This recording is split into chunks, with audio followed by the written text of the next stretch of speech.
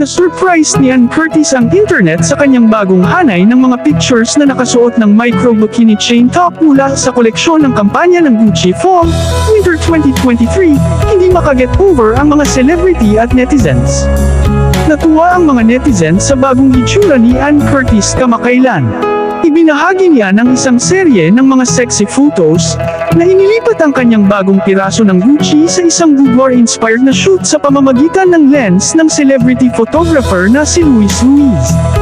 Si Ann ay may caption, "Iconic in time for the opening of the new at Gucci house in Manila," na ipinost niya sa kanyang Instagram account. Ang host ng It's Showtime ay perpektong pinupuna ng piraso ng pahayag na ito ng isang pares ng makinis, hanggang siko na itim na guwantes at isang skirt na may mataas na baywang sa parehong sopistikadong kulay. Para makumplito ang pagbabago, binigyan siya ng hairstylist na si Raymond Santiago ng ilang curl, texture, at bang sa kanyang malutong na buhok.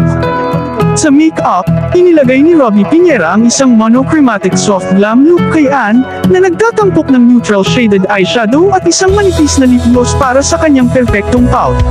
Ang mga bagong larawan ni Ann, na nakakuha ng mahigit 800,000 plus likes sa loob ng isang araw, ay nakakuha hindi lamang ng atensyon ng mga netizens kundi pati na rin ng kanyang mga kapwa celebrity friends. Nag-apoy ang comment section sa mga emoji na ipinadala ni na Iza Calzado, Shaina Magdayaw, Liz Oy, Karen Davila, at Rufa Gutierrez.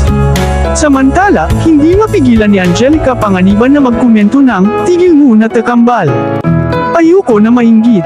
Kayo, anong masasabi niyo sa pictorial na ito ni Ann Curtis? Huwag niyo po kalimutan na mag-like at subscribe na rin para sa mga sumusunod ko pang mga video sa ating mga paboritong celebrity.